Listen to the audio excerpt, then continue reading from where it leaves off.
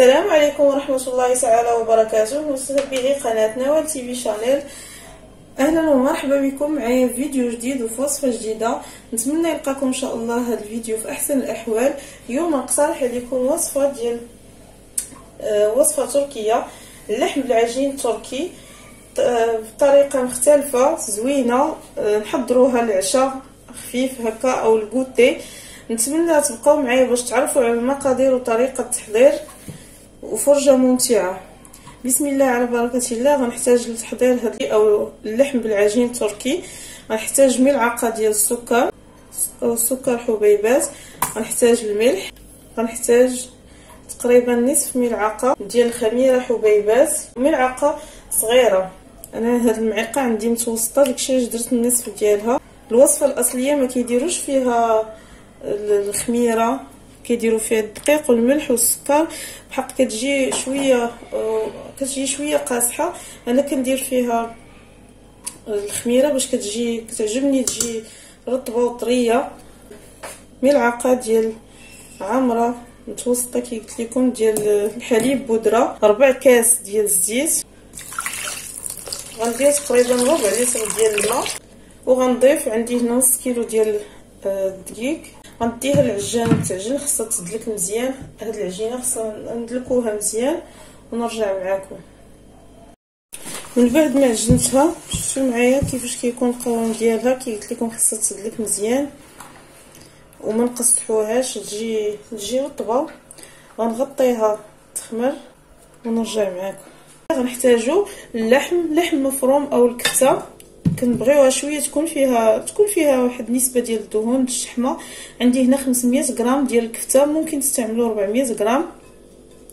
عندي هنا 2 الفلافل، حبه فلفل اخضر وحبه فلفل احمر مشلضين رقاق كيف ما كتشوفوا. عندي هنا 2 حبات ديال الطماطم او طماطيشه حتى هما مشلضين رقاقين. نفرموهم نشلضوهم باليد او بالطحان. عندي هنايا 2 معالق ديال القزبر ومعدنوس الربيع، 2 حبات متوسطين ديال البصل حتى هما مشلضين رقاقين.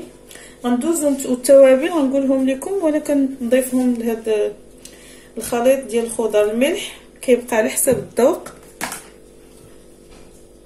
غنضيف الزعتر، غنضيف قزبر يابس تقريبا ملعقه صغيره. غنضيف الهريسه او الحار. ضفت هنا 2 معالق ديال صلصه الطماطم. غنضيف نصف كاس ديال الزيت، انا غنستعمل زيت الزيتون. غنخلط هاد المكونات. نضيف كفته، ضفت هنايا الفلفل الاحمر الحلو. من بعد ما خلطت هاد الكفته مع هاد الشرموله غنغطيها وغنخليها في الثلاجه على الاقل ساعتين تشرب مزيان هاد التوابل ونرجع معاكم.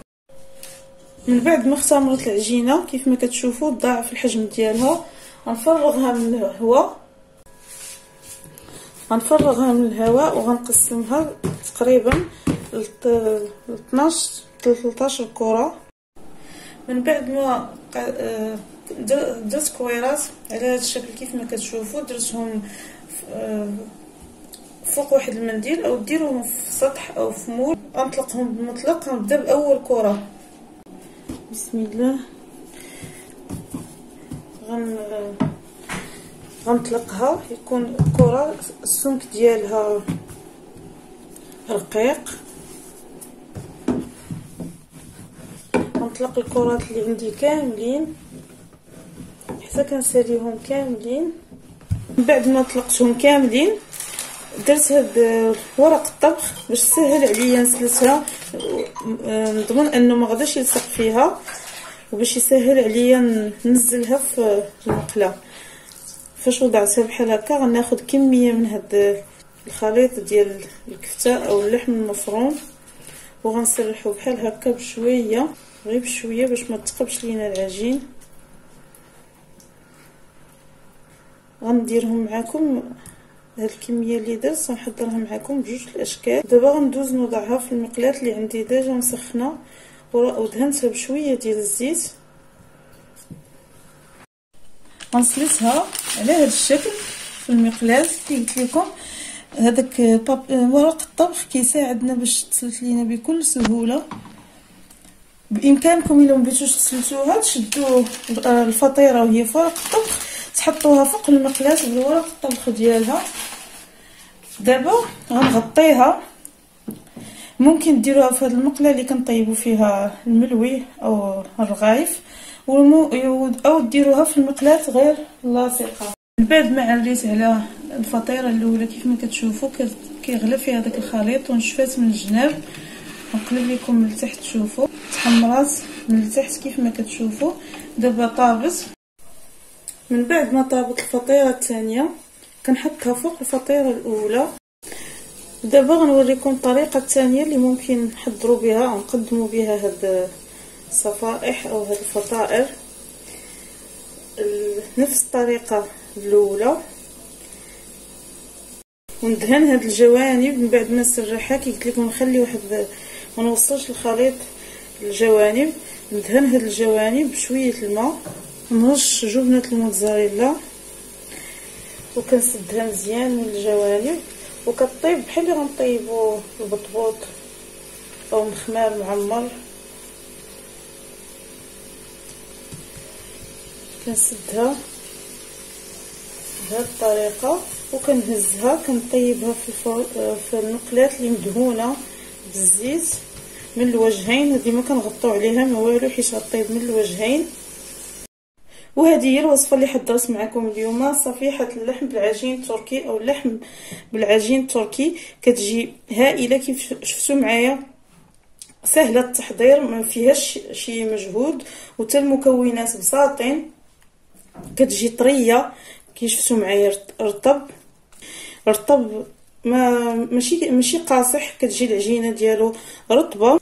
داك السوائل اللي كاينين في الحشوه، سوائل الطماطم والفلفل والبصل، هي كتخلي داك الكبسه اللي كنديروا في الحشوه كطيب، ما حتاش اننا نقلبوها. غيت الملاحظات اللي كيف ما قلت لكم، طيب على عافيه مهيله، ونغطيوها بشي حاجه اللي تكون ثقيله د الحديد. وإلا كانت الدجاج نديرو شي زيت باش يتشرب لينا داك الماء اللي غادي يعرق. واللي كيزور القناه لاول مره ما تنساش تشترك معنا وتفعل الجرس باش توصل بكل جديد ان شاء الله. استودعكم الله الذي لا تضيع ودائعه، والى فيديو مقبل ان شاء الله.